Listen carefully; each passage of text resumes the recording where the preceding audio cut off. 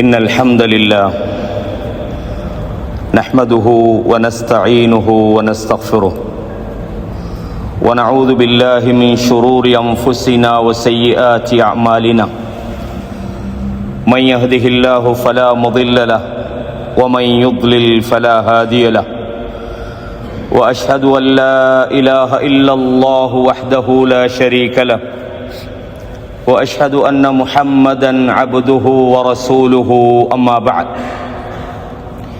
يا أيها الذين آمنوا اتقوا الله حق تقاته ولا تموتن إلا وأنتم مسلمون يا أيها الناس اتقوا ربكم الذي خلقكم من نفس واحدة وخلق منها زوجها وبث منهما رجالا كثيرا ونساء واتقوا الله الذي تساءلون به والأرحام إن الله كان عليكم رقيبا يا أيها الذين آمنوا اتقوا الله وقولوا قولا سديدا يصلح لكم أعمالكم ويغفر لكم ذنوبكم ومن يطع الله ورسوله فقد فاز فوزا عظيما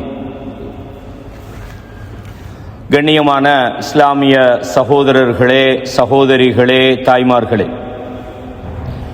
எல்லா புகழும் இந்த அகிலங்களை படைத்தாளுகிற அல்லாஹ் ஒருவனுக்கே உரித்தாகட்டும். அவன்தான் வணக்க வழிபாடுகளுக்கு தகுதியான ஒரே ஒரு இறைவனாக இருக்கிறான். அவனை தவிர இந்த உலகத்திலே வணங்கப்படுகிற வழிபடப்படுகிற அனைத்தும் அந்த வணக்க வழிபாடுகளுக்கு அறவே தகுதியற்றவைகள் என்று சான்று பகர்ந்தவனாக, சாந்தியும் சமாதானமும் சத்திய தூதர் ஸல்லல்லாஹு அலைஹி வஸல்லம் அன்னவர்கள் மீதிலும் அன்னவர்களுடைய வாழ்க்கை வழிமுறைகளை தூய்மையோடு பின்பற்ற வேண்டும் என்று முயற்சிக்கிற அத்தனை நல்லடியார்கள் மீதிலும் உண்டாவதாக. கண்ணியமான சகோதரர்களே, இன்றைய தலைப்பு ஹிஜ்ரத், அதன் நிகழ்வுகளும் படிப்பினைகளும் என்ற தலைப்பு வழங்கப்பட்டிருக்கிறது. இந்த தலைப்பில் ஹிஜ்ரத் சம்பந்தமான ஒரு முழுமையான வரலாற்றை நாம் தெரிந்து கொள்ள முடியவில்லை என்றாலும் அந்த வரலாறு ஏற்கனவே நாம் அதிகமாக தெரிந்து வைத்திருக்கிறோம். அந்த வரலாற்றிலிருந்து நாம் பெறுகிற படிப்பினைகள் அல்லது பாடங்கள் என்ன என்பதைத்தான் முடியுமான வரையும் சுருக்கமாக உங்களுக்கு நான் வழங்கியிருக்கிறேன்.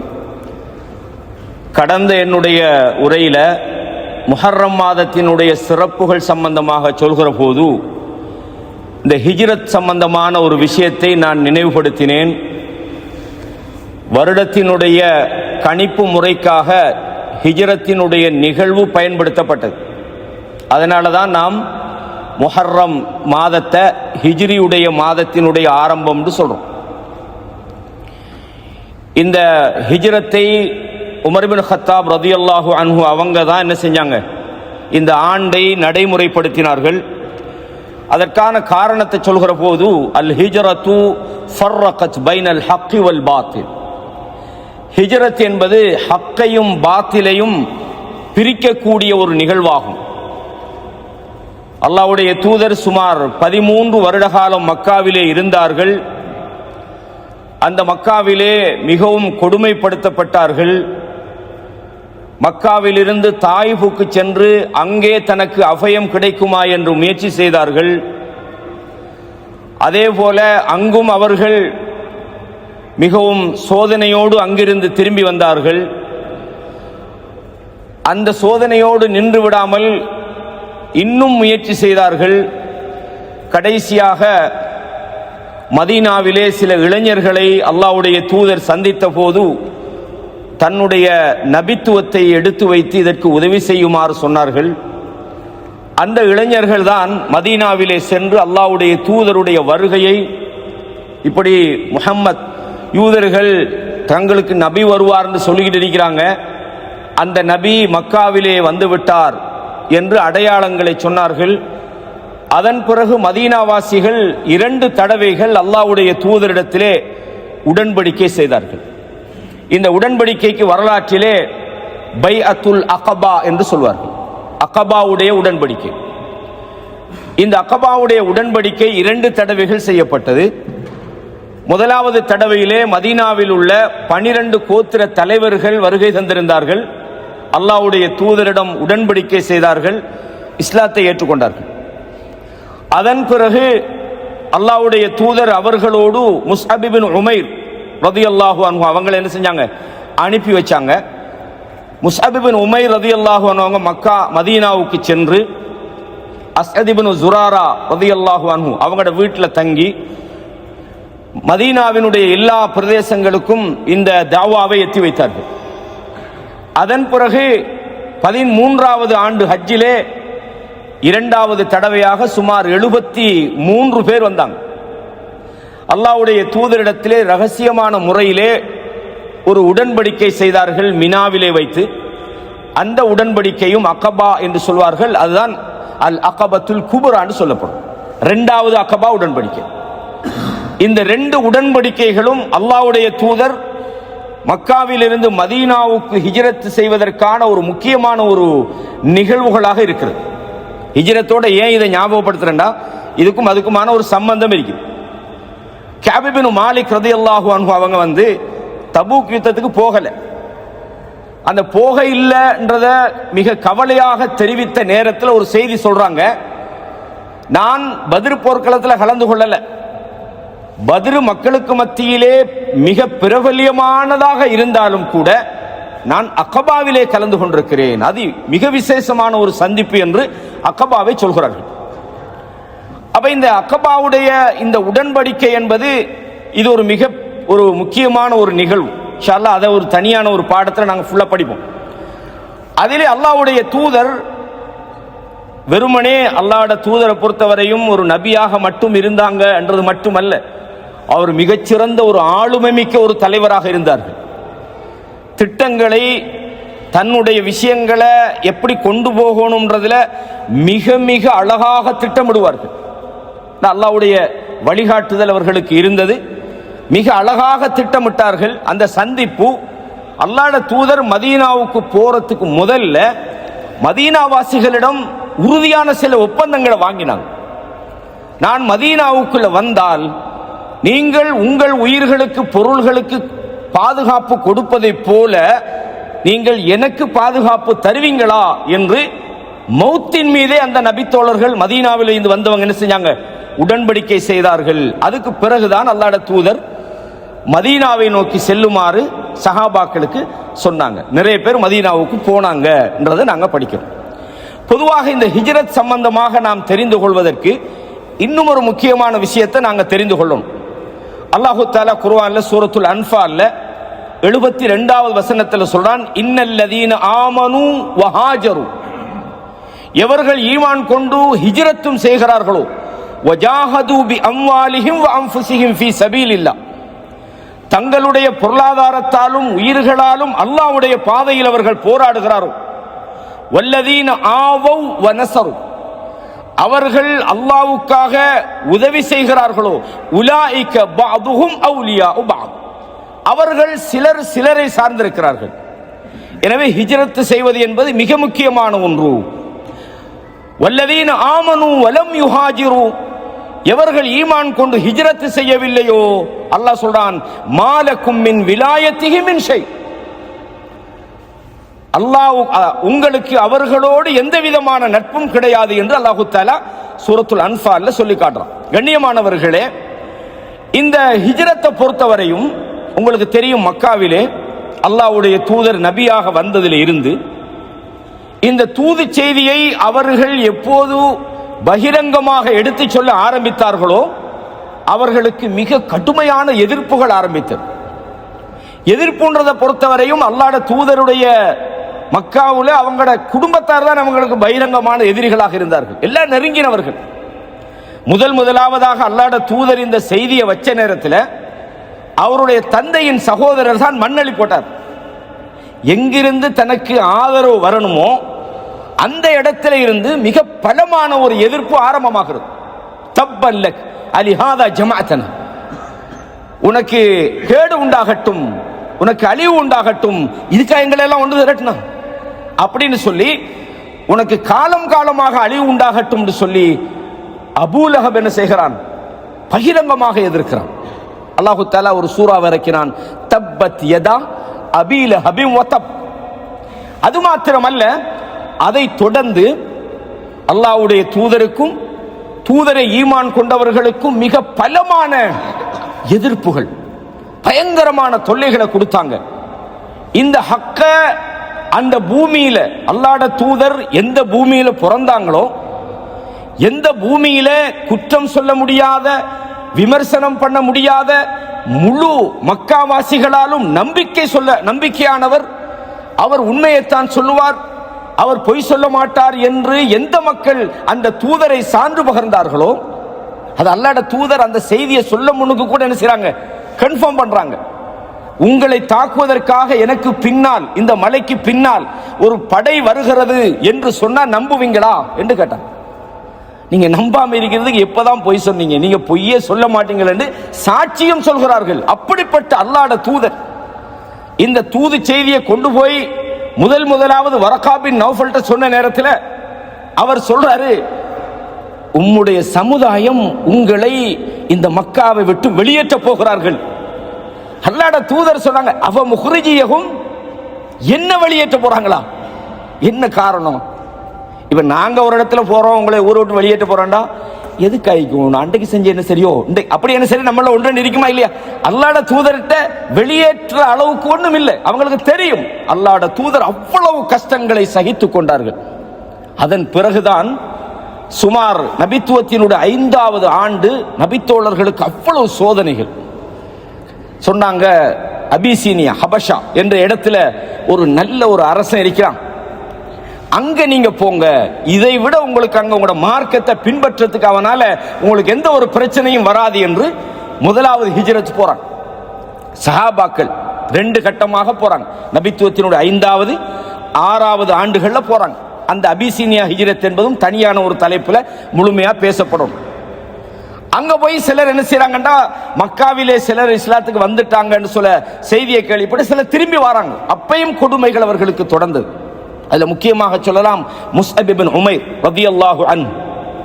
அதே மாதிரி அபூ சலமா குடும்பத்தோட போறாங்க, அங்க திரும்பி வராங்க. மறுபடி வந்தா மறுபடியும் என்ன மக்காவுல கொடுமைகள் கட்டுமையான அல்லாஹ்வுடைய தூதருக்கே பண்ணினாங்க, அவ்வளவு அநியாயம் பண்ணினாங்க. அல்லாஹ் குர்ஆன்ல சொல்றானா இல்லையா, அம் ஹஸிபத்தும் அன் ததுகுலுல் ஜன்னah, நீங்க சொர்க்கத்துக்குள்ள லேசா போகலாம்னு நினைக்கிறீங்களா?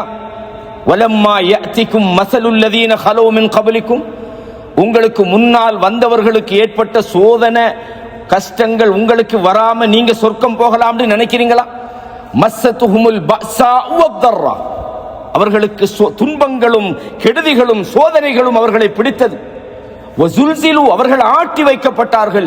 ஹத்தா யகூல ரசூல் வல்லதீன ஆமனு மஅஹு, தூதரும் தூதரை நம்பியவர்களும் மத்தா நஸ்ருல்லாஹ், அல்லாஹ்வுடைய உதவி எங்களுக்கு எப்ப வரும் என்று சொல்கிற அளவுக்கு அல்லாஹ் சொன்னான், அலா தெரிந்து கொள்ளுங்கள், இன்ன நஸ்ருல்லாஹி கரீபுன், அல்லாஹ்வுடைய உதவி மிக சமீபமாக உங்களுக்கு வரப்போகிறது. சஹாபாக்கள் அவ்வளவு அலக்களிக்கப்பட்டாங்க. ஒரு நபித்தோழர் வாரார், ஹப்பாப் பின் ஆரத், உங்களுக்கு தெரிஞ்ச ஹதீஸ், என்ன சொன்னாங்க? அலா ததுல்லாஹ லனா அலா தஸ்தன்சிரு லனா, எங்களுக்காக நீங்கள் அல்லாஹ்விடத்தில் பிரார்த்தனை செய்ய வேண்டாமா? எங்களுக்காக நீங்கள் அல்லாஹ்விடத்தில் உதவி தேட வேண்டாமா? ஹப்பாப் பின் அரத் எவ்வளவு கொடுமைப்படுத்தப்பட்டார். அவர் இந்த இரும்பு வேலைகளை, கத்தி அடிக்கிற மாதிரி வேலை, கொல்லன் வேலைன்னு சொல்லுவாங்க, அதை செய்கிறவராக இருந்தார். ஒரு அடிமையாக இருந்தார். அந்த நெருப்புல போட்டு அவரை வேதனைப்படுத்தினாங்க. அதனுடைய தழும்புகள் அவர்களுக்கு இருந்தது. அந்த வேதனை தாங்க முடியாமல் அல்லாஹ்வுடைய தூதரே, எங்களுக்கு எப்ப உதவி வரும்? நீங்க அல்லாஹ்விடத்துல உதவி கேளுங்கன்னாங்க. ரசூலுல்லாஹ் என்ன சொன்னாங்க? ஹப்பாபே, உங்களுக்கு முன்னால வாழ்ந்தவங்களுக்கு என்ன நடந்திருக்குன்னு உங்களுக்கு தெரியுமா? சிலர் இந்த மார்க்கத்தை ஏற்றுக்கொண்டதற்காக குழி தோண்டப்பட்டார்கள். அந்த குழியில வச்சு வாளை கொண்டு 2ஆ வெட்டினாங்க. வமா யசுத்துஹு ذلك عن ديني, அதை பார்த்து அல்லாஹ்வுடைய மார்க்கத்தை விட்டும் அவர்கள் ஓடல. இன்னும் சில பேரை இரும்பு சீப்பால வாரி இழுத்தாங்க. இரத்தங்களும் சதைகளும் காயப்படுகிற அளவுக்கு இரத்தம் ஓடியது. வமா யசுத்துஹு ذلك عن ديني, அல்லாஹ்வுடைய மார்க்கத்தை விட்டும் அவர்கள் போகல. வலாக்கின்னக்கும் தஸ்தஅஜிலூன், நீங்கள் அவசரப்படுறீங்களான்னு கேட்டாங்க. சொல்லிவிட்டு ரசூலுல்லாஹ் எப்பவுமே ஒரு விஷயத்தை எப்படி சமாதானப்படுத்துறன்றதை தெரியும். ஏன்னா அல்லாஹ் அவங்களுக்கு நேரடியா வழிகாட்டினான். என்ன சொன்னாங்க? வல்லாஹி, அல்லாஹ் மீது சத்தியமிட்டு நான் சொல்கிறேன், லயுத்திம்மன்னல்லாஹு ஹாதல் அம்ர், அல்லாஹ் இந்த மார்க்கத்தை முழுமைப்படுத்த போகிறான். எதுவரையும்? ஹத்தா யஸீர ராகிபு மின் சன்ஆ இலா ஹதரமௌத், யமனில உள்ள சன்ஆ என்ற ஒரு இடத்திலே இருந்து ஹதரமௌத் என்கிற ஒரு இடம் வரைக்கும் ஒரு பிரயாணி தனியாக செல்வான். அல்லாஹ்வை தவிர யாரையும் அவன் பயப்பட மாட்டான். அப்படி ஒரு காலம் வரப்போகிறது. ஆடு மேய்க்கிற ஒருவன் தன்னுடைய ஆட்டை ஓநாய் கொண்டு விடுமோ தின்று விடுமோ என்றுதான் பயப்படுவான். அப்படி ஒரு காலம் வரப்போகிறது என்று சொன்னாங்க. அந்த காலம் வந்தது சகோதரர்களே, கண்ணியமான இஸ்லாமிய சகோதரர்களே. அப்ப நபித்தோழர்கள் இந்த 2வது முறை நடந்த இந்த ஹிஜ்ரத்துக்கு பிறகுதான் மக்காவில் இருந்து மதீனாவுக்கு என்ன செய்றாங்க, கொஞ்சம் கொஞ்சமாக ஹிஜ்ரத்து போறாங்க. இந்த ஹிஜ்ரத்தை பொறுத்தவரையும் இதுல 2 வகையான விஷயத்தை நாம கொஞ்சம் தெரிஞ்சு கொள்ளணும். என்னடா, இந்த ஹிஜ்ரத்னு சொன்னாலே அது வெறுத்து ஒதுங்குதல் அப்படின்னு நம்ம அரபுல நேரடியான கருத்து, வெறுத்து ஒதுங்குறது அப்படின்னு. இந்த ஹிஜ்ரத்தை பொறுத்தவரையும் 2 வகையாக இருக்குது. இந்த முதலாவது நான் சொல்ல போற இந்த ஹிஜ்ரத் என்பது உலகம் அழியும் வரையும் இருக்கும். ரசூலுல்லாஹ் சொன்னாங்க, புகாரில 10வது இலக்கத்தில் வருகிறது, அல் முஸ்லிமு மன் சலிமல் முஸ்லிமூன மின் லிசானிஹி வ யதிஹி.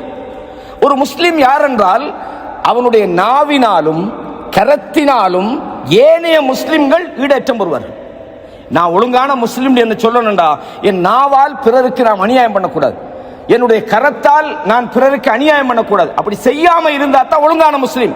அதே மாதிரி சொன்னார்கள், வல் முஹாஜிர், முஹாஜிர்டா ஹிஜ்ரத் பண்ணினவன் யார் தெரியுமா? மன் ஹஜரமா நஹல்லாஹு அன், அல்லாஹ் தடுத்த விஷயத்தை அவன் வெறுத்துரும். விபச்சாரத்தை அவன் வெறுக்கணும், வட்டி அவன் வெறுக்கணும், பாவத்தை அவன் வெறுக்கணும், கடமையான விஷயங்களை தொழுகையை விடுறத அவன் வெறுக்கணும். அவன் வெறுத்தாத்தான் அவன் சரியான முஹாஜிர். அப்போ அல்லாஹ் தடுத்த விஷயங்களை வெறுத்து ஒதுங்குகிற ஹிஜ்ரத் என்பது அன்றாட வாழ்க்கையில நமக்கு வர வேண்டும். இதுதான் முக்கியமான இன்னொன்று என்னன்னு சொன்னா, அல் ஹிஜ்ர மின் தாரில் குஃப்ர் இலா தாரில் இஸ்லாம், குஃப்ரான நாட்டில இருந்து இஸ்லாத்தை பின்பற்றக்கூடிய நாடுகளுக்கு போறது. மக்கால இருந்து மதீனாவுக்கு போன ஹிஜ்ரத் மாதிரி.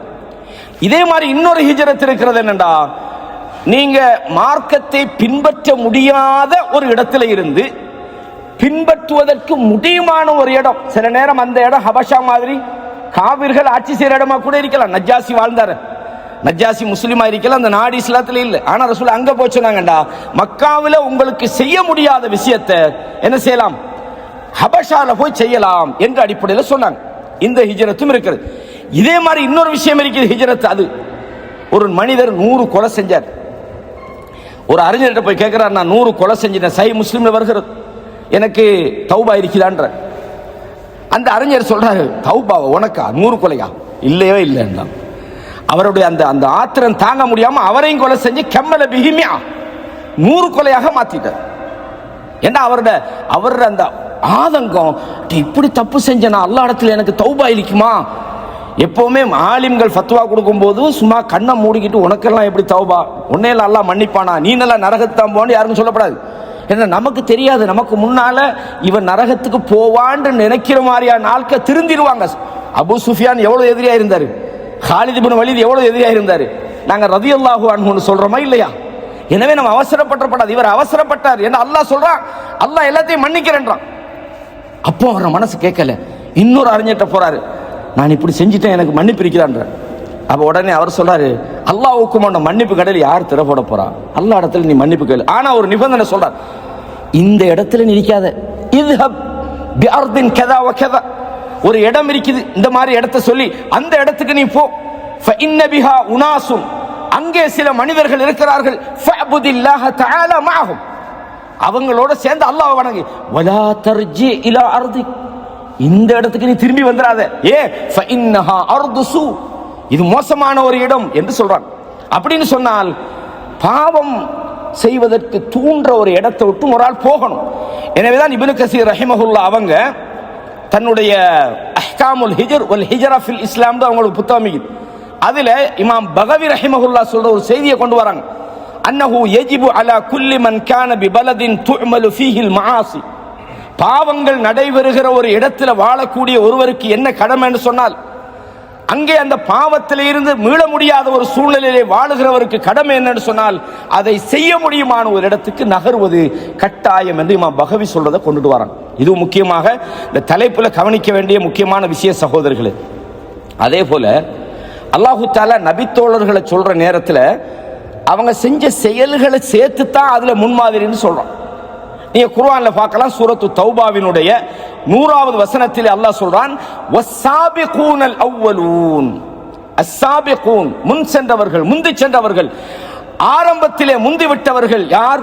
மினல் முஹாஜிரீன வல் அன்சார். இஸ்லாத்தை ஏற்பதிலே, ஹிஜ்ரத் பண்ணுவதிலே முந்திக் கொண்டவர்கள் முஹாஜிரீன்களிலும், அவர்களுக்கு உதவி செய்வதற்கு முந்திக் கொண்ட அன்சாரிகளிலும், வல்லதீன தபஊஹும் பிஇஹ்சானின், அவர்களை நல்ல விதமாக பின்பற்றுபவர்களுக்கும். முஹாஜிர்கள் அன்சாரிகளில் முந்தி சென்றவர்கள், அவர்களை நல்ல விதமாக பின்பற்றுபவர்கள். அல்லாஹ் சொல்றான், ரதியல்லாஹு அன்ஹும் வ ரது அன். அல்லாஹ் அவர்களை பொருந்திக் கொண்டான், அவர்களும் அல்லாஹ்வை பொருந்திக் கொண்டார்கள். வ அஅத்த லஹும் ஜன்னாத்தின், அவர்களுக்கு சொர்க்கத்தை அல்லாஹ் தயார்படுத்தி வைத்திருக்கிறான். தஜ்ரி மின் தஹ்திஹல் அன்ஹார், அந்த சொர்க்கம் என்பது ஆறுகள் கீழே ஓடிக்கொண்டிருக்கிறது. ஹாலிதீன ஃபீஹா அபதா, அதில் அவர்கள் நிலையாக இருப்பார்கள். தாலிகல் ஃபௌசுல் அதீம், அதுதான் மகத்தான ஒரு வெற்றின்னு அல்லாஹ் தஆலா சொல்றான். இதுல என்ன அல்லாஹ் மென்ஷன் பண்றான்?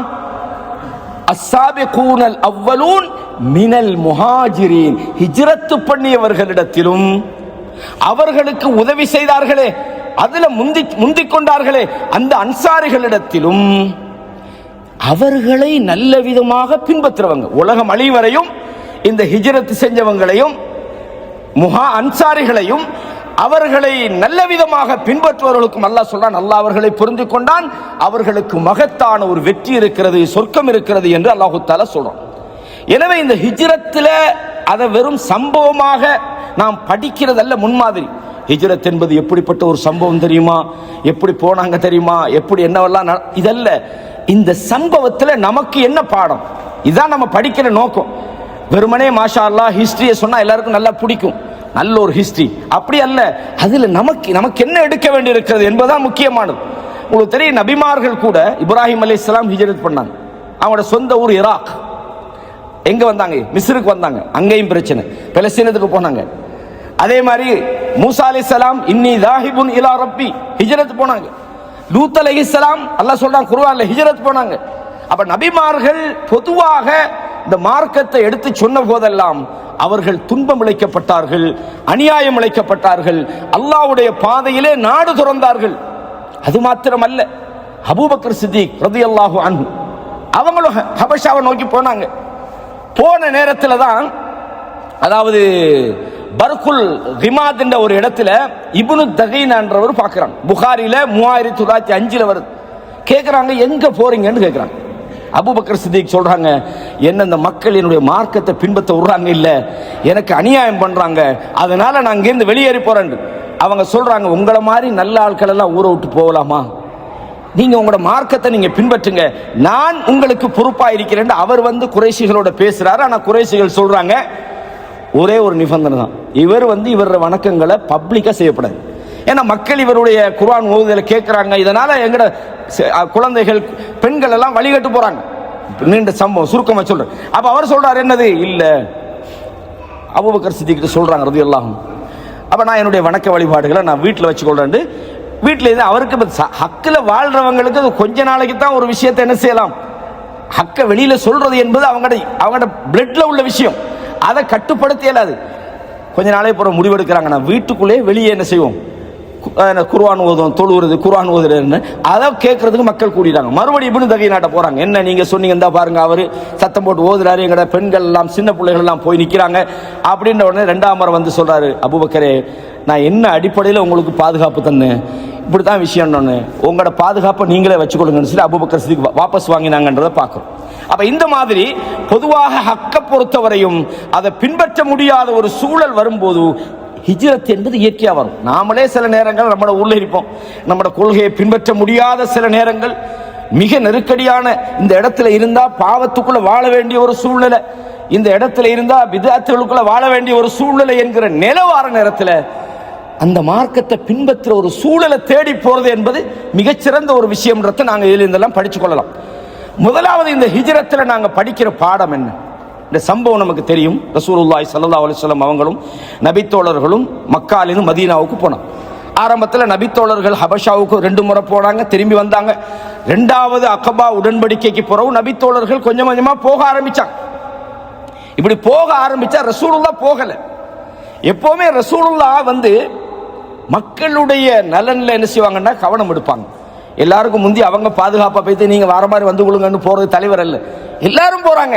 ஆனா ரசூலுல்லாஹ் சொன்னாங்க, அபூபக்கர் சித்திக் ரலியல்லாஹு போக பார்க்கறாங்க, சொன்னாங்க வெயிட் பண்ணுங்க, அல்லாஹ் எனக்கு அனுமதி தரல.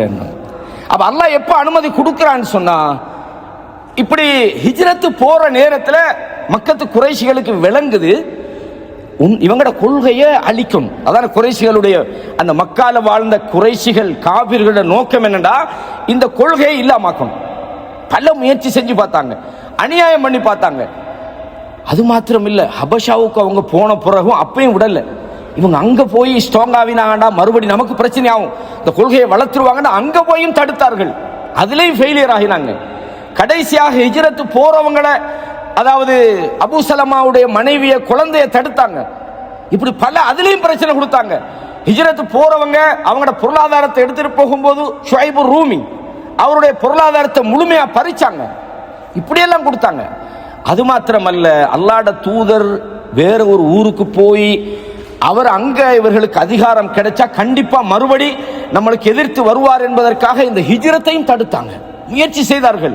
ஆனா அல்லாஹ் தஆலா அனைத்திலும் தோல்வி கொடுத்தான். கடைசியா முடிவெடுத்தாங்க, அல்லாஹ்வுடைய தூதரை கொலை செய்யணும்ன்ற திட்டம் அவங்களுக்கு அதுக்கு முதல்ல இல்லை. ஏன்னா அவங்க அல்லாஹ்வுடைய தூதருடைய குடும்பம் பனு ஹாஷிம் கிளையினர் ஒரு பெரிய கூட்டத்தார்.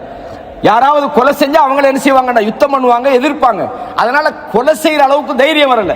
கடைசியா முடிவெடுத்தாங்க முஹம்மதை கொலை செய்யணும் அப்படின்னு. ரசூலுல்லாஹ்வுக்கு இந்த செய்தி வருது, வானவர் ஜிப்ரீல் அறிவிச்சு கொடுக்குறாங்க. அதுக்கு பிறகுதான் அல்லாஹ்வுடைய தூதரும் அபூபக்கர் சித்திக் ரலியல்லாஹு அன்ஹு அவங்களும் இந்த ஹிஜ்ரத்து பயணத்தை கடைசியா மேற்கொள்றாங்க. அலி பின் அபி தாலிப் மட்டும் என்ன செய்றாங்கன்னா தன்னுடைய படுக்கை அறையில தங்க வச்சுட்டு போறாங்க. அதுக்கு காரணம் என்னண்டா, ரசூலுல்லாஹ் வாங்கின சில அமானிதங்களை திருப்பி ஒப்படைக்க வேண்டியிருந்தது, சில அமானிதங்களை உரியவற்றை கொடுக்க வேண்டியிருந்தது. அந்த அமானிதங்களை கொடுப்பதற்காக வேண்டி அலி பின் அபி தாலிப் ரலியல்லாஹு அன்ஹு மக்காவுல தங்கினாங்க, கொடுத்துட்டு அவங்க போயிட்டாங்க.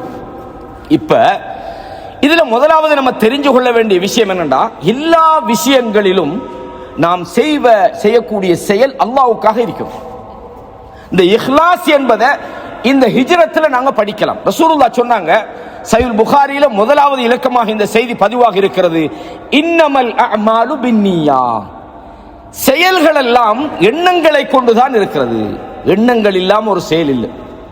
எண்ணம் இல்லாம ஒரு செயல் இருக்கும்டா அது ஒரு மூளை பிரச்சனையான ஒருத்தன் தான் செய்வான். எல்லா செயலுக்கு பின்னாலும் ஒரு எண்ணம் இருக்கும். இமாம் நவவி ரஹ்மத்துல்லாஹி இதை சொல்றாங்க, வ இன்னமா லிகுல்லி இம்ரிஇம் மா நவா, ஒவ்வொரு மனிதனும் எதை நினைத்து கொண்டு ஒரு செயலை செய்யறானோ அதுக்குரிய கூலி தான் அவருக்கு வழங்கப்படும். அப்படின்னா என்னது, ஒரு ஆள் ஒரு செயல் அல்லாஹ்வுக்காக செய்யறார், அவருக்கு அல்லாஹ் கூலியை கொடுப்பான். ஒரு ஆள் இந்த உலகத்தில் ஒரு பப்ளிசிட்டிக்காகவோ அல்லது பாராட்டுகளுக்காகவோ அல்லது வேறு ஏதாவது ஒரு பர்சனல் பெனிஃபிட் சுய லாபங்களுக்காகவோ ஒரு செயல் அவர் செஞ்சா அதுதான் அவருக்கு கிடைக்கும். ரசூலுல்லாஹ் அதுக்கு ஒரு பெரிய உதாரணமாக சொல்கிறார்கள், ஃபமன் கானத் ஹிஜ்ரத்துஹு, யாருடைய ஹிஜ்ரத், ஹிஜ்ரத்னா என்ன, அதாவது சொல்றாங்க இந்த உயிரை கொடுக்கறத விட மனிதன் கஷ்டமாக உணர்ற ஒரு விஷயம் ஹிஜ்ரத் தான். இந்த ஹிஜ்ரத் என்பது எவ்வளவு கஷ்டம்ன்றதுக்கு இப்ப நாங்க நாடுகளில் நடக்கிற அந்த அகதிகள் சம்பந்தமான வரலாறுகளை படிச்சா விளங்கும். முஸ்லிம் அல்லாதவர்கள் மண்ணை மீட்பதற்காக இப்ப இலங்கையில எல்லாம் ஈழப்போர்னு எல்லாம் செஞ்சாங்க. நாங்களெல்லாம் அதில் அகதிகளாக்கப்பட்டவங்க. 90ஆம் ஆண்டு அகதி வாழ்க்கைக்கு எவ்வளவு வலி இருக்கும்ன்றத நாங்கள் நேரடியாக பார்த்தவங்க. அல்லாஹ் பாதுகாக்கணும். இந்த அகதி வாழ்க்கைன்றதெல்லாம் ஹிஜ்ரத்தோட கம்பேர் பண்ற விஷயம் அல்ல. ஒரு சின்ன உதாரணத்துக்காக நான் அதை சொன்னேன் உங்களுக்கு. ஹிஜ்ரத் என்பது இருக்கிற சகோதரர்களே, ஒரு மனிதன் பிறந்த ஊரை விட்டுட்டு, சில நேரத்தில் அவனிடம் உழைச்ச பொருளாதாரத்தை விட்டுட்டு, சில நேரம் மனைவியை விட்டுட்டு, சில நேரம் பெற்றோர்களை விட்டுட்டு, அனைத்தையும் இழந்துட்டு, தனக்கு முன்பின் அறிமுகம் இல்லாத ஒரு ஊர், அங்க என்ன நமக்கு கிடைக்கும்னு தெரியாத ஊர், அங்க போனா நமக்கு கஷ்டமா, நஷ்டமா, லாபமா, வாழ்க்கையா, சாவா, மரணமா எதுவும் தெரியாமல் அல்லாஹ்வுடைய தூதரோடு அல்லாஹ்வை மட்டும் திருப்திப்படுத்துவதற்காக போனாங்களே, அந்த இஹ்லாஸிலே நமக்கு விஷயம் இருக்கு. அதுதான் இங்க நமக்கு முக்கியம். எந்த ஒரு வேலையை செஞ்சாலும் இந்த உலக லாபங்கள் நம்மளோட உள்ளத்துக்குள்ள வரப்படாது. ஒரு பிசினஸ் பண்றோம், அது பிசினஸ், அதுல லாபம் தான் நம்மளோட டார்கெட். நான் சொல்றது அல்லாஹ்வுக்காக செய்ய வேண்டிய வணக்கங்கள் எதுவாக இருந்தாலும் அந்த வணக்கம் இஹ்லாஸாக இருக்கணும். ரசூலுல்லாஹ் சொன்னாங்க, ஃபமன் கானத் ஹிஜ்ரத்துஹு இலா துன்யா யுஸிபுஹா. இந்த உலகத்தை அடைவதற்காக ஒருவர் ஹிஜ்ரத் பண்ணினா அந்த உலகத்தை அவர் அடைந்து கொள்வார். அவு இலா இம்ராத்தின், அல்லது ஒரு பெண்ணை திருமணம் முடிப்பதற்கு நிறுத்துவா ஒரு பெண்ணை திருமணம் முடிப்பதற்காக ஒருவர் ஹிஜ்ரத் பண்ணினால் யன்கிஹுஹா, அவர் திருமணம் முடிப்பார். ஃபஹிஜ்ரத்துஹு இலா மா ஹாஜர இலை, அவருடைய ஹிஜ்ரத் பெண்ணை திருமணம் முடிக்கத்தானே போனா அதான் உனக்கு கிடைக்கும். அல்லாஹ் இடத்துல நான் ஹிஜ்ரத் இல்ல, அது ஹிஜ்ரத்தே இல்லையே, கவுண்ட் பண்ணல அல்லாஹ். ஏன் நீ போனது உலகத்துக்கா? இப்போ ஒரு ஆள் பார்க்குறாரு, நம்ம ஊரில் இருந்தால் ஒன்றும் இல்லை, குர்ஆன் சுன்னா பின்பற்ற முடியல, ஷிர்க் செய்ய சொல்லி நிர்பந்தம் பண்ணுறாங்க அப்படின்ற ஒரு ஆள் ஒரு பிரதேசத்துக்கு போகிறார். அவர் நினைக்கிறாங்க போனால் தொழில் செஞ்சு கொஞ்சம் நல்லா வந்துடலாம், ஃபைனான்சியல் கொஞ்சம் நல்லா டெவலப் ஆகிடலாம் அப்படின்னு போனால், நீ போனது கொள்கைக்காக அல்ல. அப்ப நம்மளோட நோக்கம் எதுவாக இருந்தாலும் அல்லாஹ்வுக்காக அது இருக்கணும் அப்படின்றதுக்கான ஒரு அடிப்படையை இந்த ஹிஜ்ரத்திலிருந்து நாங்கள் படிக்கிறோம். ஹிஜ்ரத் எவ்வளவு பெரிய வணக்கம், வணக்கம் பெருசுன்னு அல்லாஹ் பார்க்கறல்ல, அவ்வளவு பெரிய வணக்கமாக இருந்தாலும், உயிரை கொடுப்பதை விட கஷ்டமான ஒரு வணக்கமாக இருந்தாலும் அதை நீ அல்லாஹ்வுக்காக செஞ்சா தான் அது கிடைக்கும் அல்லாஹ்விடத்தில், இல்லையா கூலி கிடைக்காது. சஹாபாக்கள் அல்லாஹ்வுக்காக இதை செஞ்சாங்க. அல்லாஹ் சொல்றான் சூரா ஹஷ்ர்ல, யப்தகூன ஃபத்லம் மினல்லாஹி வ ரிضவான். அவர்கள் அல்லாஹ்வுடைய ஃபத்லை, அல்லாஹ்வுடைய பொருத்தத்தை அவர்கள் நாடினார்கள். இந்த ஹிஜ்ரத்தை கொண்டு இந்த உலக லாபத்தை அவங்க நினைக்கல. ஒரு மனிதன் சொந்த ஊரை விட்டுட்டு கம்ப்ளீட்டா போறன்றது சாத்தியமா? சொல்ல யோசிச்சு பாருங்க பார்ப்போம். வெளிநாட்டில் ஒரு 6 மாசம் ஊருக்கு போகாம இருந்தா எவ்வளவு கவலை. நம்ம விளையாடிய இடங்கள், நமது உறவுகள், நமது பிள்ளைகள், நமது தாய் தகப்பன், நம்ம சின்ன காலங்களில் நம்ம ஓடி ஆடி நம்ம மகிழ்ந்த இடங்கள், எவ்வளவு நினைவில் சஹாபாக்கள் இதை ஃபீல் பண்ணினாங்க. நீங்க நினைக்க வேணாம் என்னமோ மக்கால இது மதீனாவுக்கு சந்தோஷத்துல போனாங்க. ரசூலுல்லாஹ் சொன்னாங்க, இந்த பூமியிலேயே எனக்கு விருப்பமான ஒரு இடம் நீதான் மக்காவே. இந்த மக்கள் என்ன வெளியாற்றாமல் இருந்திருந்தா யாரெல்லாம் நான் போயிருக்க மாட்டேன். என்ன விடுறாங்க இல்ல, என்ன வாழ விடுறாங்க இல்ல, இந்த ஹக்கை இந்த இடத்துல செய்ய விடுறாங்க இல்ல, நிலைநாட்ட விடுறாங்க இல்ல. சஹாபாக்கள் மதீனாவுக்கு போன உடனே அவங்களுக்கு அந்த அந்த கிளைமேட் ஒத்துக்கொள்ளல. மக்காவை நினைக்கிறாங்க, கவலைப்படுறாங்க. பிலால் ரலியல்லாஹு அவங்க பாடல்களை, சில இடங்களை சொல்லி பாடல்களை பாடுறாங்க. மக்கா எவ்வளவு அழகான ஒரு இடம். நான் கேட்கிறேன், மக்காவை விடவும் அல்லாஹ்வுக்கு விருப்பமான ஒரு இடம் வேணுமா? அல்லாஹ்வுடைய இல்லம் இருக்குது, இப்ராஹிம் அலைஹிஸ்ஸலாம் கட்டின இடம் இருக்குது. அவ்வளவு முக்கியமான விருப்பமான மதீனாவை பொறுத்த வரைக்கும் விவசாய இடம். மக்கால இருந்து போனவங்களுக்கு விவசாய பற்றிய பெரிய அறிவில்லை. அப்படிப்பட்ட தங்களுக்கு சம்பந்தம் இல்லாத கிளைமேட்லையும் தொழிலையும் அந்த இடத்திலையும் கல்லுகள் நிறைந்த, கற்பாறைகள் நிறைந்த. அதனால ரசூலுல்லாஹ், யா அல்லாஹ், மக்காவை எங்களுக்கு எப்படி விருப்பமாக்கினையோ அதே மாதிரி மதீனாவையும் எங்களுக்கு விருப்பமாக்குவாயாக என்று அல்லாஹ்விடத்தில் துஆ கேட்டாங்க. காரணம், சஹாபாக்களுக்கு அந்த இடம் ஒத்து வரல, அல்லாஹ்வுக்காக போனாங்க. எனவே நாம் எதை செய்யறதாக இருந்தாலும் அல்லாஹ்வுக்காக நாம் அதை செய்யணும்ன்ற பாடத்தை இந்த ஹிஜ்ரத் நமக்கு தருகிறது. முதலாவது படிப்பினையாக நாம் இதை எடுத்துக்கொள்ளலாம். இன்னல்லதீன ஆமனு வல்லதீன ஹாஜரு வஜாஹது ஃபீ சபீலில்லாஹ், எவர்கள் ஈமான் கொண்டு ஹிஜ்ரத் பண்ணி அல்லாஹ்வுடைய பாதையிலே போர் புரிகிறார்களோ, உலாயிக யர்ஜூன ரஹ்மத்தல்லாஹ், அவர்கள் அல்லாஹ்வுடைய அருளை அவர்கள் விரும்புகிறார்கள், அல்லாஹ்வுடைய அருளை அவர்கள் ஆதரவு வைக்கிறார்கள். வல்லாஹு கஃபூருர் ரஹீம், அல்லாஹு தஆலா மன்னிப்பவனும் இரக்கமுள்ளவனுமாக இருக்கிறான் என்று அல்லாஹு தஆலா சொல்றான். எனவே இந்த ஹிஜ்ரத்தில் இருந்து நீங்க முதலாவது உங்களோட லைஃப்ல எடுக்க வேண்டிய அந்த பாடம், படிப்பினை என்னண்டா, நாம் எதை செஞ்சாலும் எவ்வளவு பெருசா செய்யறோம்ன்றது நம்மளோட பார்வையை விட நாம் அல்லாஹ்வுக்காக செய்யறோமா. லையனால் அல்லாஹு, அதாவது நீங்கள் அறுக்கிற அந்த அந்த குர்பானியுடைய இரத்தமோ இறைச்சியோ நீங்க எத்தனை மாடு கொடுத்தீங்கன்னு அல்லாஹ் இடத்துல போவாது. வலாக்கின் யனாலுஹு தக்வா மின்கும், அல்லாஹ்வுக்காக செஞ்சிருந்தா உங்களுடைய இறைச்சம் தான் அல்லாஹ்வை சென்றடையும். பப்ளிசிட்டிக்காக நான் தான் முக்கியமான ஆள், நான் தான் பெரியவன்றதுக்காக நம்ம எதையும் செய்யக்கூடாது என்கிற பாடத்தை இந்த ஹிஜ்ரத் நமக்கு தருகிறது. இரண்டாவது என்னன்னு சொன்னா, அல் இஸ்திகாமத்து ஃபித்தீன். சகோதரர்களே, ஹப்பாப் பின் அரத் எவ்வளவு துன்பமான நேரத்தில் வந்து அல்லாஹ்வுடைய தூதர்ட்ட எங்களுக்கு துஆ செய்யுங்கன்னாங்க. ரசூலுல்லாஹ் என்ன சொன்னாங்க? அவசரப்படாதீங்க, உங்களுக்கு முன்னுக்கு நடந்து தெரியுமான்னு விட்டுட்டு ஓடினாங்களா? சஹாபாக்கள் எங்கேயாவது கொள்கைக்கு வந்தவங்க திரும்பி போனாங்களா? பிலால் ஒரு அடிமையா தானே இருந்தார் ரலியல்லாஹு அன்ஹு, சாதாரண ஒரு அடிமை தானே. எஸ், ஒரு வென் வேர்டில் அவருக்கு சித்திரவதை இல்லாம போயிருக்குமே, விட்டு கொடுத்தாங்களா? இல்ல.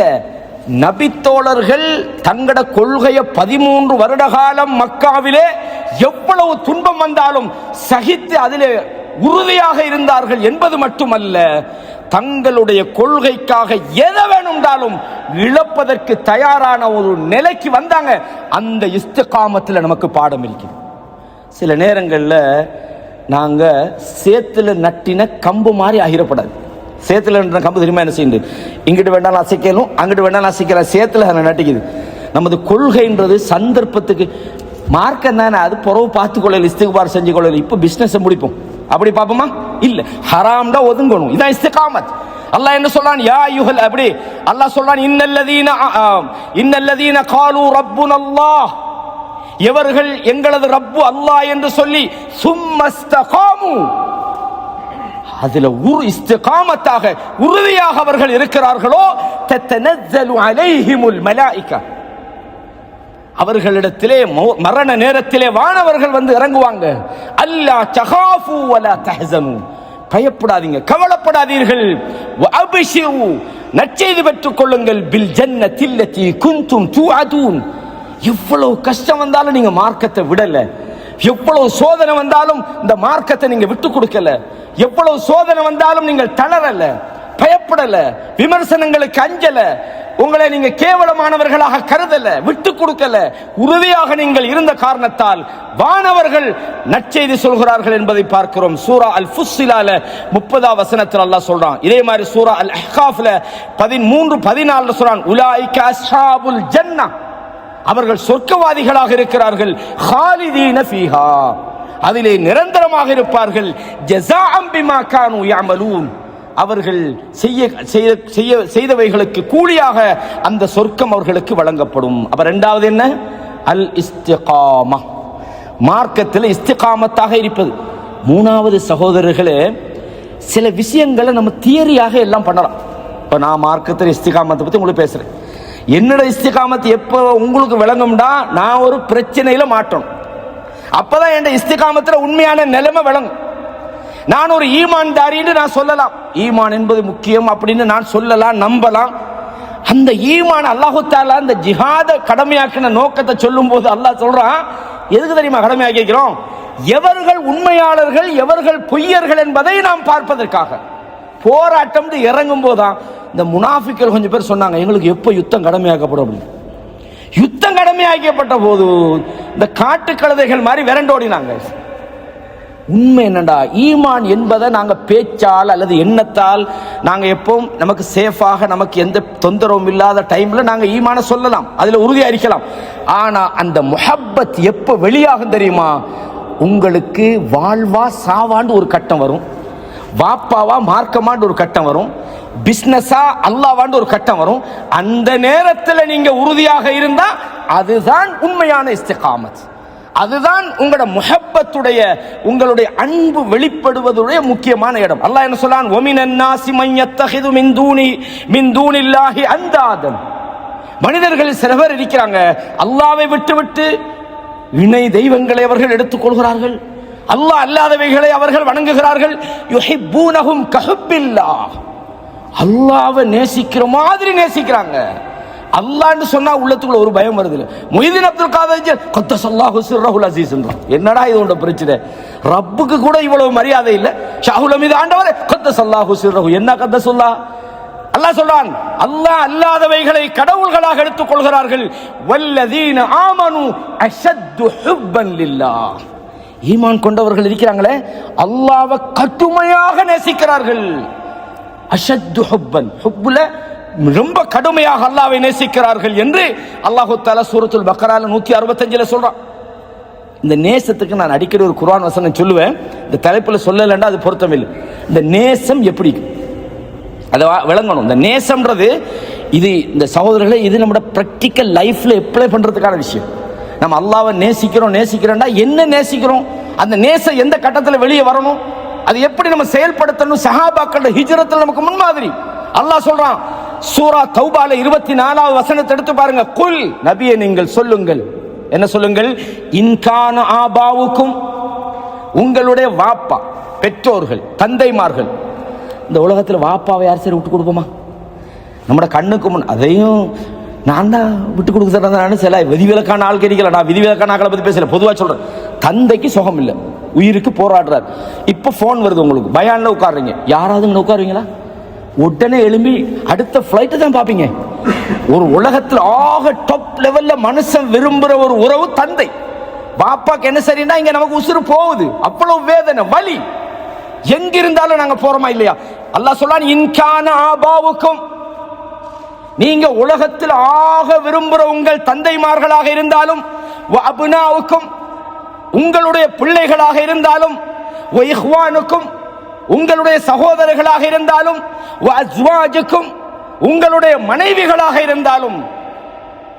மனைவிக்கு ஏதாவது ஒரு ஆபத்து, அது பிரச்சனை இல்லை. ஒருத்த இருந்தானா அவர் ஆம்பளையா, அவர் கணவனா, உண்மையானவனா? இல்ல. உங்கள் மனைவிமார்களை நீங்கள் நேசிப்பதை விட, அஷீரத்துக்கும், உங்களுடைய குடும்பத்தை விட, பொருளாதாரத்தை, அதுவும் நீங்கள் சம்பாதித்த பொருளாதாரம். சாப்பாடு பொருளாதாரம் காசு இருந்தா கணக்கு இல்லாம நம்ம செலவழிக்கிறதா? எல்லாரும் இல்ல, விதிவிலக்கான ஆட்கள் நிற்பாங்க. எப்படி? நீங்கள் சம்பாதித்த உங்கள் பொருளாதாரத்தை விட, வியாபாரம். எந்த வியாபாரம்? இந்த வியாபாரம் இருந்தா என்ன, இல்லாட்டி என்னன்னு சில வியாபாரம். யாரா அந்த கம்பெனியை சும்மாண்டாலும் பாரு எடுக்க மாட்டானான்னு மாதிரி ஒரு வியாபாரம் அல்ல. பிசினஸ் லாபத்தில் போய்கொண்டிருக்கக்கூடிய ஒரு வியாபாரம். நஷ்டம் வந்து விடுமோ என்று பயந்து கொண்டு செய்கிற உங்கள் வியாபாரத்தை விட, நீங்கள் விருப்பத்தோடு வாழுகிற உங்கள் வீட்டை விட, அல்லாஹ் சொல்றான் இதெல்லாமே மனுஷன் டாப் லெவல்ல நேசிக்கக்கூடிய விஷயங்கள். அல்லாஹ் சொல்றான் அஹப்ப இலைக்கும் மினல்லாஹி வ ரசூலிஹி, உங்களுக்கு அல்லாஹ்வை விட, அவனுடைய தூதரை விட, அவனுடைய பாதையிலே நீங்கள் போராடுவதை விட உங்களுக்கு அவைகளெல்லாம் விருப்பமாக இருந்தால், அப்படின்னு என்ன அர்த்தம்? உங்க வாப்பாவை நீங்க நேசிக்கிறதை விட அல்லாஹ்வை நேசிக்கணும். உங்களோட மனைவியை நேசிக்கிறதை விட நீங்க அல்லாஹ்வை நேசிக்கணும். உங்களோட பிசினஸை நீங்க நேசிக்கிறதை விட நீங்க அல்லாஹ்வை நேசிக்கணும். உங்களுடைய அனைத்தையும் விட நீங்கள் அல்லாஹ்வை நேசிக்கவில்லை என்றால், அல்லாஹ்வுடைய தூதரை நீங்கள் நேசிக்கலண்டா, அல்லாஹ்வுடைய பாதையிலே நீங்கள் போராடுவதை நீங்கள் விரும்பலண்டா, அல்லாஹ் சொல்றான் ஃபதரப்பசு ஹத்தா யஅதி அல்லாஹு பிஅம்ரி, அல்லாஹ்வுடைய அழிவை கொண்டு வருவரையும் நீங்கள் எதிர்பார்த்திருங்கள். சஹாபாக்கள் இதைத்தான் செஞ்சாங்க. சொல்றே, அல்லாஹ்வுக்காக குடும்பங்களை இழந்தாங்க, ஊரை இழந்தாங்க, பொருளாதாரத்தை இழந்தாங்க, எல்லாத்தையும். சில நபித்தோழர்கள், நான் இங்க இருந்து போறதுக்கு என்ன வேணும், உழைச்சதெல்லாம் அங்க வச்சுட்டு போவோம். அப்படியா, நாங்க எல்லாம் புடிங்க போனாங்க. சுப்ஹானல்லாஹ், எவ்வளவு அந்த சஹாபாக்களுடைய அந்த தியாகத்தில் நாங்க படிக்கிறோம். ஹுப்புண்டா இதுதான் ஹுப்பு. சும்மா அல்லாவை நான் நேசிக்கிறேன், வாப்பாவே கொஞ்சம் பார்க்கத்தானே வேணும். அல்லாவை நான் நேசிக்கிறேன், நீ வட்டியை உடையலுமா அப்படின்னா நீ நேசிக்கலன்னு அர்த்தம். நீ அல்லாஹ் விரும்பல. அல்லாஹ்வை நீ நேசிச்சா, அல்லாஹ்வுக்காக நான் இதை விடுகிறேன். எனவே எந்த ஒன்றாக இருந்தாலும் நடைமுறை வாழ்க்கையில அல்லாஹ் தடுத்தவைகளை விட்டு ஒதுங்குவதற்கு இந்த உலகத்தில் எது தடையாக இருந்தாலும் அதை விடணும். கொஞ்ச நேரம் கடன் மூடுறதுக்கே நமக்கு பிரச்சனை. அல்லாஹ் என்ன சொல்றான்? லா துல்ஹீக்கும் அம்வாலுக்கும் வலா அவுலாதுக்கும் அன் திக்ரில்லாஹ், உங்களுடைய பொருளாதாரமும் குழந்தைகளும் அல்லாஹ்வை நினைப்பதை விட்டும் உங்களை திருப்பிட வேணாம். இன்னைக்கு பார்க்கிறோம், உலகத்துக்காக மனுஷன் போறான். அல்லாஹ் சொல்றானே என்னது? துஹிப்பூனல் ஆஜிலா, உலகம் தான் உங்களுக்கு அது கிடைக்கணும் என்பதற்காக நீங்க விரும்புறீங்க. வததரூனல் ஆகிரா, மறுமைக்காக நீங்கள் அதை விட்டு விடுகிறீர்கள். எனவே கண்ணியமானவர்களே, நமது ஈமானும் முஹப்பத்தும் எப்படி இருக்கணும்ன்றத இந்த ஹிஜ்ரத் நமக்கு பாடமாக தருகிறது. இது மூன்றாவது விஷயம். இதுல ஒரு எக்ஸாம்பிள், ஒரு உதாரணம் சொல்லலாம்.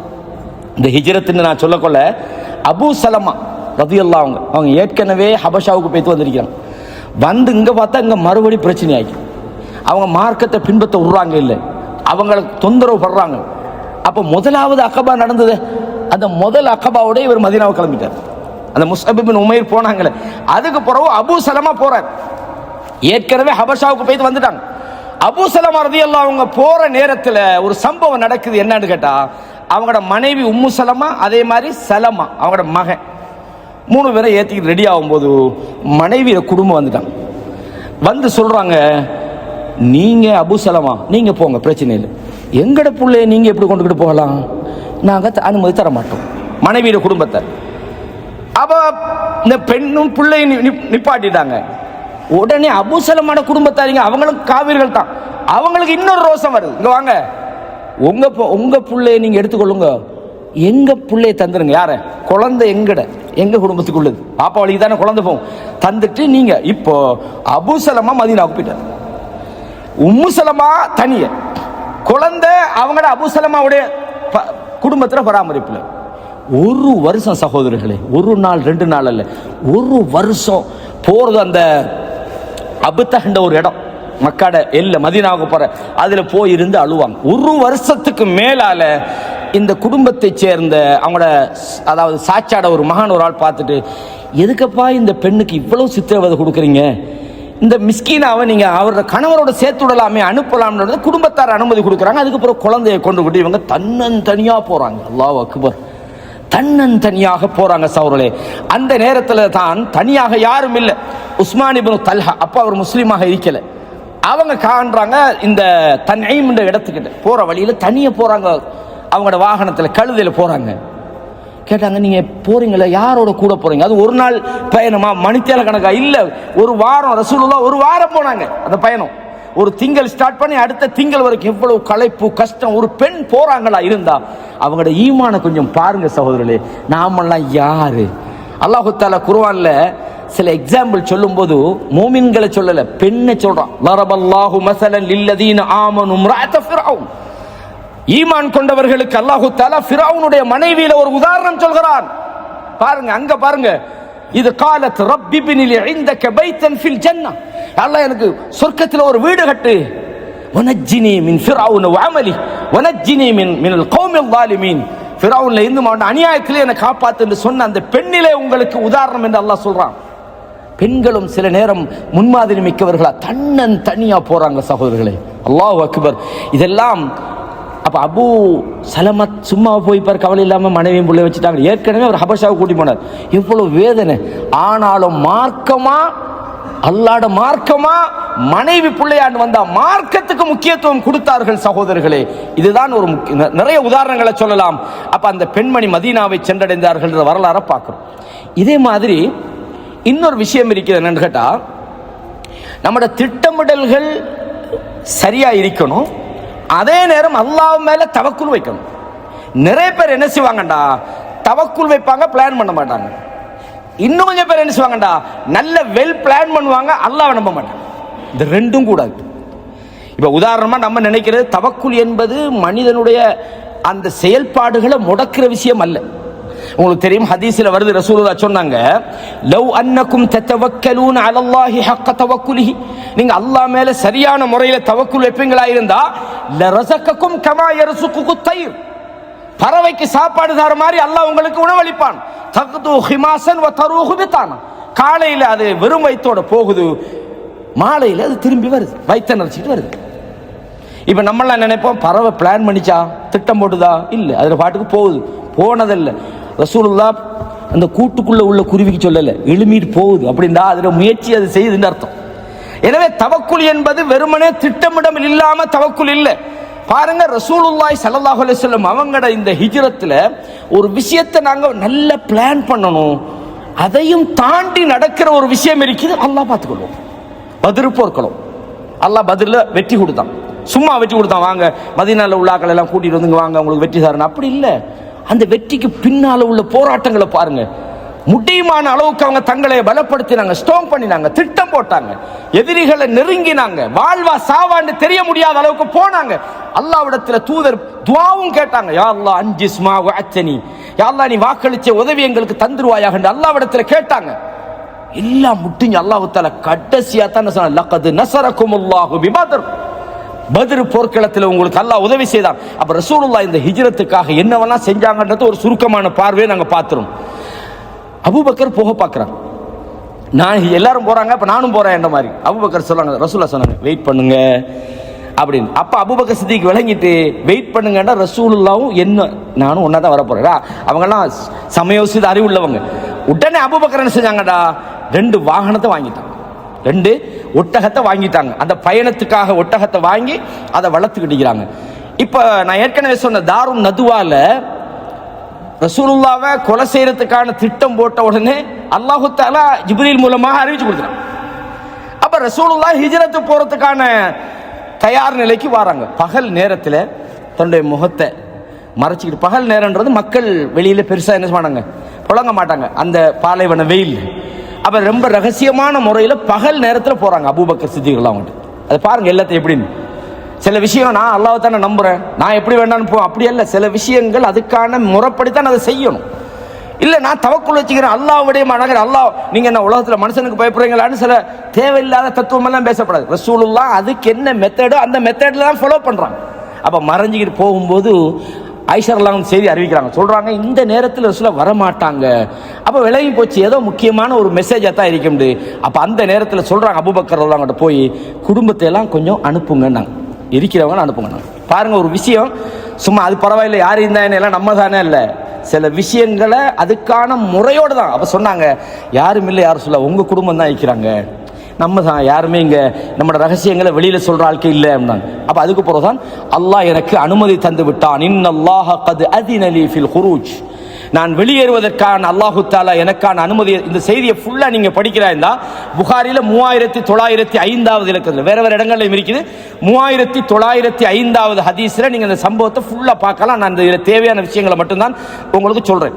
அப்ப அதுக்கு பிறகுதான் பிளான் பண்றாங்க. உடனே சொன்னாங்க யார் சொல்லலாம், நான் ஒட்டகமெல்லாம் வாங்கிட்டேன், உங்களுக்கு ஒன்று எனக்கு ஒன்றும், உங்களுக்கு ஒரு ஒட்டகம் ரெடியாக இருக்குது. ரசூலுல்லாஹ் சொன்னாங்க சும்மா வேணாம், காசுக்கு தான். இதில் முக்கியமாக இன்னொரு விஷயத்தையும் விளங்கணும். இப்போ சில நேரங்களில் சிலர் வந்து இலவசமாக நமக்கு என்ன சரி தருவாங்க. இப்போ தந்தா நமக்கு அதுக்கான அதை வாங்குறதுக்கான ஒரு சக்தி இருக்குது, அல்லது அதை நம்ம இன்னொரு சகோதரருக்கு கொடுக்கக்கூடிய ஆற்றல் இருக்குன்னா மேக்சிமம் நான் அந்த மாதிரி செய்யணும். ரசூலோட பணம் இருக்குது, ஹிஜ்ரத் போற நேரத்தில் அதுக்கான தயாரிப்போட ரசூலா இருக்கிறாங்க ஸல்லல்லாஹு அலைஹி வஸல்லம். அவங்களுக்கு தெரியும் இந்த மாதிரி சிச்சுவேஷன் வரப்போகுது. அவ சொன்னாங்க காசுக்கு தான் நான் வாங்குவேன், எனக்கு சும்மா வேணான்றாங்க. அப்ப காசுக்காக என்ன செய்றாங்க, அந்த ஒட்டகத்தை ரசூல் ஸல்லல்லாஹு அலைஹி வஸல்லம் அவங்க வாங்கி கொள்றாங்க. இதுல பல விஷயங்கள் நடக்குது. ஹதீஸ்ல நீங்க ஃபுல்லா பார்த்தா தெரியும். அபூபக்கர் சித்திக் அவங்களோட மகன் வந்து அப்துல்லாஹ் இப்னு அபூபக்கர், அவர் வந்து ஒரு நல்ல சமயோசித திறனுள்ள நல்ல புத்தி கூர்மை உள்ள ஒரு மகன். அபூபக்கர் சித்திக் அவங்களோட மகன், இன்னொரு மகன் தானே அப்துல் ரஹ்மான், இல்லை ஆயிஷா நாயுடைய சகோதரர்கள். அவரை என்ன செய்யறாங்கன்னு சொன்னா இரவு நேரங்களில் ரசூல் ஸல்லல்லாஹு அலைஹி வஸல்லம் அவங்க எப்பவுமே அவங்க ஊரை விட்டு போனா நல்லா தெரியும், தேடுவாங்க வருவாங்க, ஏன்னா கொலை செய்ய பிளான் பண்றாங்க. ஊரை விட்டு அனுப்பப்படாதுன்றதுக்காக வேண்டிய பெரிய திட்டத்தோடு இருக்கிறாங்க. கண்டிப்பா நம்மளை தேடி வருவாங்கன்னு ரசூலுல்லாஹ்க்கு தெரியும். எப்பவுமே ஒரு விஷயம் ரசூலுல்லாஹ் யுத்தத்தையும் கூட என்ன செய்வாங்க தெரியுமா, எந்த யுத்தமா இருந்தாலும் இங்க போறோம்னு சொல்ல மாட்டாங்க. தபூக்க தவிர எல்லா யுத்தத்துக்கும் வேற ஒன்னதான் சொல்லுவாங்க, நாங்க இந்த பக்கம் போறோம், இந்த பக்கம்டா அது அங்கிட்ட ஆயிக்கும், இப்படியே சுத்தி அப்படி போறது. அதாவது பொய் சொல்ல மாட்டாங்க, ஆனா இடத்தை மறைச்சு தான் பேசுவாங்க. ஏன்னா முனாஃபிக்கள் சில நேரம் செய்தியை பரத்துவாங்கன்றதுக்காக ரசூல் நல்ல பிளான் பண்றாங்க.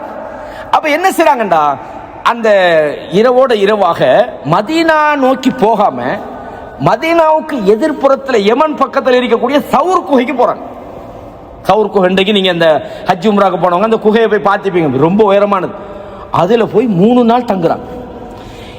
ஏன் அப்படி தங்குறாங்கன்னு அவங்க பாருங்க. இப்ப நாங்க மதீனாவுக்கு தான் எல்லாம் போறாங்கன்னு தெரியும், மதீனா பக்கம் தான் தேடுவாங்க, அப்படித்தானே? அதனால என்ன செய்றாங்கன்னா அதுக்கு எதிரான பக்கத்துக்கு போறாங்க. இது பெரிய ஒரு ஆளுமையில ஒரு முக்கியமான ஒரு பகுதி. போய் ராவோட ராவ தங்கி காலையில போகல 3 நாள். ஏன்னா பொதுவாக வந்து இந்த 3 நாள்ன்றதை நீங்க நிறைய பார்க்கலாம். கஷ்டமோ துன்பமோ சந்தோஷமோ ஆக உச்சகட்டத்தில் அதெல்லாம் இருக்கு. இந்த தேடுதல் வேட்டைனாலும் ஒரு 2-3 நாளோட ஃபெடப் ஆயிடுவாங்க, இதுக்கு பிறகு எங்க வர பிடிக்கிற மாதிரி. அந்த ஒரு திட்டத்தோட எதிர் திசையில போய் 3 நாள் தங்குறாங்க. இது ஒண்ணு. ரெண்டாவது அப்துல்லாஹ் இப்னு அபூபக்கர் அவருடைய மகன் அபூபக்கர் சித்தியோட மகன் என்ன செய்றாங்கடா, இரவு இந்த அபூபக்கர் அவங்களோட தங்குவாங்க, 3 பேருமா தங்குவாங்க. அத பகல் நேரத்தில் அவர் மக்காவுக்குள்ள போய் மக்காட சிச்சுவேஷனை பார்த்துக்கிட்டு வருவார். அதாவது உளவுக்காக என்ன செஞ்சிருந்தாங்கன்னா அப்துல்லாஹ் இப்னு அபூபக்கரை நியமிச்சிருந்தாங்க, என்ன நடக்குது கள நிலவரம் என்ன என்று பார்க்கறதுக்காக வேண்டி. அது மாத்திரமல்ல தங்களுடைய அந்த உணவு தேவைக்காக தங்களுக்கு ஏதாவது பரிமாறுறதுக்காக வந்து அபூபக்கர் சித்திக்குடைய அடிமை இருந்தாரு ஆமிர் இப்னு ஃபுகைரான்ற ஒருவர். இவர் என்ன செய்வாரு, மாலை நேரத்தில் அப்படி இருட்டு போடுற நேரத்தில் வருவார், ஆட்டிலேருந்து பாலை கறந்து குடிச்சிட்டு அவர் இருட்டு அந்த அதிகாலை முன்னுக்கு வந்துடுவார். இந்த மாதிரியான ஏற்பாடு செஞ்சிருந்தாங்க. எவ்வளவுதான் திட்டம் போட்டாலும், எவ்வளவுதான் நம்ம சாணக்கியமாக இருந்தாலும், இதையும் தாண்டி ஒரு விஷயம் நடந்தா அல்லாஹ் நம்மளோட தான் இருக்கிறான். அந்த குகைக்கு மேல வந்துட்டாங்க. இப்படித்தான் ஒரு ஆளுக்கு ஒரு ஐடியா வரும் தானே. காவிர்களா இருந்தாலும் அவங்களும் சரியான புத்திசாலிகள். அவங்களும் என்ன பார்த்தாங்கண்டா, சில நேரம் எதிர்த்து இந்த பக்கம் போயிருந்தா அப்படின்னு கொஞ்சம் பேர் சவுர் குகைக்கே வந்துட்டாங்க. எந்த அளவுக்குன்னு சொன்னா, இந்த குகைக்கு மேலால அவங்க இருக்கிறது கால் தெரியுது. அபூபக்கர் சித்திக் ரலியல்லாஹு அன்ஹு சொல்றாங்க, யா ரசூலல்லாஹ், சும்மா சரி அவங்க கீழே பார்த்தா நம்மட நிலைமை என்ன அப்படின்னு. அல்லாஹ்வுடைய தூதர் சொன்னாங்க, அபூபக்கரே, நம்ம ரெண்டு பேரை பத்தி என்ன நினைக்கிறீங்க? அல்லாஹ் மூணாவது நம்மளோட இருக்கிறான். அல்லாஹ் நம்மளோட இருக்கிறான். நம்ம இவ்வளவு செஞ்சிட்டோம், எல்லா வேலையும் செஞ்சு பாருங்க, அவ்வளவு தூரம் போனவங்க காலுக்கு கீழே பார்க்கலையே. அதான் அல்லாஹ்வோட உதவி. அல்லாஹ் தஆலா சொல்றான், நாங்க அவர்களுக்கு அமைதி இறக்கினோம், அவர்களுக்கு நீங்க பார்க்காத படைகளையும் நாங்க இறக்கினோம். அது என்னன்னு வரல. சிலவங்க சொல்றாங்க சிலந்தி ஊடு கட்டிச்சு, புறா முட்டை போடுது, இதெல்லாம் ஆதாரமற்ற செய்தி. இதெல்லாம் ஏற்றுக்கொள்ளப்படக்கூடிய அங்க சிலந்தி கட்டினதாக எந்த ஒரு ஆதாரபூர்வமான செய்தியும் இல்லை. புறாம இதெல்லாம் சும்மா அந்த கதை சொல்ற நேரத்தில் பில்டப் பண்றது ஆட்கள். அதுதான் இப்ராஹிம் அலைஹிஸ்ஸலாம் மகனை அறுக்கிறதுக்கு அறுத்து பார்த்தாங்கன்னா, அறுபடையில ஒரு கல்லை வெட்டினாங்கன்னா ரெண்டா போயிட்டான். கதை இடையில உருதான். ஹதீசுகள்ல எந்த விதமான ஒரு செய்தியும் இல்லை. கண்ணியமான இஸ்லாமிய சகோதரர், அப்ப இதைத்தான் இது முக்கியமானது. அப்ப நாங்க எந்த ஒரு வேலையை செய்யறாலும் மேக்ஸிமம் இதா அஸம்து ஃபதவக்கல் அலல்லாஹ், ஒரு விஷயத்தை நீங்க செய்யணும்னு முடிவெடுத்தீங்கடா அல்லாஹ் மேல தவக்குல் வைங்க. அஸ்பாபுகளை நாங்க என்ன செய்யணும், ஏற்படுத்தணும். ரசூலுல்லாஹி ஸல்லல்லாஹு அலைஹி வஸல்லம் அவங்க அஸ்பாபுகளை சரியா செஞ்சாங்க, திட்டங்களை சரியா வகுத்தாங்க. முதல்ல ரசூலுல்லாஹ் போய் பின்னுக்கு சஹாபாக்கள்லாம் சொன்னா ஊட்டிக்க மாட்டாங்க. ரசூலுல்லாஹ் எல்லாரையும் அனுப்புறாங்க, அனுப்பிட்டு கடைசியா போறாங்க. இதுதான் ஒரு தலைவனுடைய ஒரு முன்மாதிரியும் கூட. ரசூலுல்லாஹ்வுடைய அழகான ஒரு திட்டமிடல் இதிலே மறைந்திருக்கிறது. அது மாத்திரமல்ல, எல்லாத்தையும் தாண்டி என்ன பிளான் பண்ணினாலும் சோதனை நமக்கு இல்லாம போகாது. ஏன்னா ரசூலுல்லாஹ் சொன்னாங்களா இல்லையா, மௌத் வரைக்கும் அந்த சோதனை வந்துகிட்டு தாய்க்கும் உனக்கு அல்லாஹ்விடத்தில் பாவம் இல்லாம சந்திக்க வரையும். இல்லா தன்சுரூஹு ஃபகத் நஸரஹுல்லாஹு இது அஹ்ரஜல்லதீன கஃபரு சானிய ஸ்னைன். அல்லாஹ் குர்ஆன்ல சொல்றான். அல்லாஹு தஆலா அதாவது உங்களை நிராகரித்தவர்கள் வெளியே அனுப்பிய நேரத்தில் அல்லாஹ் உதவி செய்தான். இது ஹுமா ஃபில் கார், அவர்கள் அந்த குகையிலே இருந்த போது, இது யகூலு லிசாஹிபிஹி லா தஹஸன், அவருடைய தோழர் அபூபக்கருக்கு சொன்னார், நீ கவலைப்படாத, இன்னல்லாஹ மஅனா, அல்லாஹ் எங்களோடு இருக்கிறான். ஃபஅன்ஸலல்லாஹு ஸகீனத்தஹு அலைஹி, அல்லாஹ் அவர் மீது அமைதியை இறக்கினான் என்று அல்லாஹு தஆலா சொல்றான். கண்ணியமானவர்களே, அப்ப எல்லாம் தாண்டி நாம அதையும் தாண்டி வரக்கூடிய கஷ்டங்களின் போது நாங்கள் பொறுமையாக இருக்கணும். இது நான்காவது விஷயம். இந்த ஹிஜ்ரத்தில் நாம் பெற வேண்டிய அடுத்த ஒன்று, மதீனாவுல போய் ரசூலுல்லாஹ் ஏற்படுத்தின சகோதரத்துவம். இதுல முக்கியமான ஒரு விஷயம், எப்படி மதீனாவாசிகள் இந்த முஹாஜிர்கள் விஷயத்துல நடந்துகிட்டாங்க. ரெண்டு மனைவி இருந்தா உங்களுக்கு பிடிச்ச மனைவியே சொல்லுங்க, நான் தலாக் பண்ணி முடிச்சு தரேன். அப்துல் ரஹ்மான் இப்னு அவுஃப்க்கு சொன்னாங்களா இல்லையா, பிடிச்ச மனைவி ஏதாவது ஒன்றும், இது இந்த மனைவி கொஞ்சம் பிரச்சனை ஆகிக்கிறா, இவளை போட்டு இன்னொரு அப்படி இல்லை. அப்போ நாங்கள் ஒரு இடத்துக்கு போகும்போது அவங்க விரும்பினத்தை நமக்கு விட்டு தாராங்கனதுக்காக வேண்டி பாஞ்சு விழுந்து தாங்கன்னு வாங்கி எடுக்கவும் கூடாது. இதுவும் சஹாபாக்கள்ல நம்ம படிக்கிறோம். எப்படி என்ன சொல்றாங்க, அப்துல் ரஹ்மான் இப்னு அவுஃப் சொல்றாங்க, ஓகே அந்த அழகான மனைவி எனக்கு முடிச்சாங்கன்னு சொன்னாங்க. இல்லை, உங்களோட பொருளாதாரத்தில் பாதிப்பாங்க, அதுவும் சும்மா உள்ள ஆள் சொல்லலை, பெரிய பணக்கார ஆள் சொல்றாரு, பாதியை தாங்கணும். எதுவுமே வேணா, ஜஸாக்கல்லாஹு கைர், பாரக்கல்லாஹு ஃபீக், சந்தையை காட்டுங்கண்ணா. இதுதான் மூமின். ஒரு ஆள் நமக்கு விளங்குது, அவருடைய பிரச்சனையெல்லாம் தாண்டி நமக்கு ஒரு சப்போர்ட் பண்ண பார்க்கிறாருன்னா பாஞ்சுழுது வாங்கி எடுக்கிறதல்ல, முட்டியமான வரைக்கும் நாம வேணாம், அல்லாஹ் எனக்கு தந்திருக்கிறான், அல்லது எனக்கு போதும், நான் இதை விட சிறந்த ஒண்ணு அந்த மாதிரி போகணுன்றதுக்கும் சஹாபாக்களிடம் ஒரு அழகான முன்மாதிரி அவங்களோட சகோதரத்துவம். அல்லாஹ் சொல்றான், மதீனாவில் உள்ளவர்கள் தங்களுக்கு தேவை இருந்தாலும் கூட இந்த முஹாஜிர்களுக்கு வழங்கப்படுவதில் அவர்கள் எந்த தேவையும் வைக்கல, பொறாமப்படல என்று அல்லாஹு தஆலா அதிலே நிறைய ஏராளமான முன்மாதிரிகள் இருக்கிறது சகோதரர்களே. அதே மாதிரி ஒரு பெண் எப்படி இந்த சமூக களத்தில் பணியாற்றுறதுக்கு இதில் முன்மாதிரி இருக்குது. அதே மாதிரி அல்லாஹு தஆலா எந்த ஒரு கஷ்டத்தை கொடுத்தாலும் அந்த கஷ்டத்துக்கு பிறகு அல்லாஹ் லேச நாடுவான் என்பதற்கான ஒரு வழிகாட்டுதல் நமக்கு இதில் இருக்கிறது. யார் அல்லாஹ்வுக்காக வேண்டி ஒரு விஷயத்தை தியாகம் பண்ணினானோ அல்லாஹ் அதைவிட சிறந்த ஒன்றை அவனுக்கு பரிகாரமாக்குவான் என்கிற ஒரு முன்மாதிரியும் இந்த ஹிஜ்ரத்திலே மறைந்திருக்கிறது. கேட்ட விஷயங்களை வாழ்க்கையிலே நடைமுறைப்படுத்தக்கூடிய இந்த ஹிஜ்ரத் என்கிற மாபெரும் வணக்கத்திலே இருந்து பாடம் பெறக்கூடியவர்களாக என்னையும் உங்களையும் அல்லாஹ் ஆக்க வேண்டும் என்று அல்லாஹ்விடத்திலே எனக்காகவும் உங்களுக்காகவும் துஆ செய்கிறேன். இந்த இடத்துல நாம் எப்படி ஒன்று கூடியிருக்கிறோமோ நாளைய மறுமையிலே அந்த அல்லாஹ்வுடைய சன்னிதானத்திலே அவனுடைய அர்ஷின் நிழலிலே அல்லாஹு தஆலா எங்களுக்கு அந்த நிழல் பெறுகின்ற பாக்கியத்தை நமக்கு தர வேண்டும். அல்லாஹ்வுடைய அந்த விசாரணையிலே சூஉல் ஹிசாப் என்கிற அந்த மோசமான விசாரணை இந்த அல்லாஹு தஆலா நம்மை பாதுகாக்க வேண்டும். மஹ்ஷர் மைதானத்திலே அல்லாஹ்விடத்திலே வெற்றியாளர்களாக நாங்கள் எழுப்பப்பட வேண்டும். நமது செயல்களுக்கான நற்கூலி அல்லாஹு தஆலா நமக்கு முழுமையாக தர வேண்டும். நரகத்துக்கு மேலால் போடப்படுகிற அந்த சிராத்திலே வேகமாக கடந்து செல்கிற அந்த பாக்கியத்தை நமக்கு தர வேண்டும். ஜன்னத்துல் ஃபிர்தௌஸிலே என்னையும் உங்களையும் பெற்ற பெற்றோர்களையும் தாய் தகப்பனையும் அல்லாஹு தஆலா ஒன்று திரட்ட வேண்டும். இந்த சபையிலே வந்து கூடியிருக்கிற நமது சகோதரர்கள் சகோதரிகள் தாய்மார்கள் அதே போல இந்த சபையில் இருக்கிற குழந்தைகள் இந்த மஜ்லிஸிலே கலந்து கொண்ட அனைவருக்கும் அல்லாஹு தஆலா ஜன்னத்துல் ஃபிர்தௌஸிலே உயர்ந்த ஒரு இடத்தை அல்லாஹு தஆலா வழங்க வேண்டும். எப்படி இந்த பள்ளியிலே மணக்குமார்களோடு அமருகிற வாய்ப்பை நமக்கு அல்லாஹ் தந்தானோ நாளைய மறுமையிலே ஜன்னத்துல் ஃபிர்தௌஸிலே நாம் ஒருவரை ஒருவர் முன்னோக்கியவர்களாக நமது துன்பங்களை உலகத்தில் நம்ம பட்ட வேதனைகளை நாம் நினைத்து சந்தோஷப்படக்கூடியவர்களாக அல்லாஹ் நம்மை ஜன்னத்துல் ஃபிர்தௌஸிலே ஆக்க வேண்டும் என்று அல்லாஹ்விடத்திலே எனக்காகவும் உங்களுக்காகவும் துஆ செய்கிறேன். ஹாதா மா இன்தி வல் இல்மு இன்தல்லாஹ் வ அகூலு கௌலி ஹாதா அஸ்தக்ஃபிருல்லாஹ லி வ லக்கும் ஃபஸ்தக்ஃபிரூஹு இன்னஹு ஹுவல் கஃபூருர் ரஹீம்.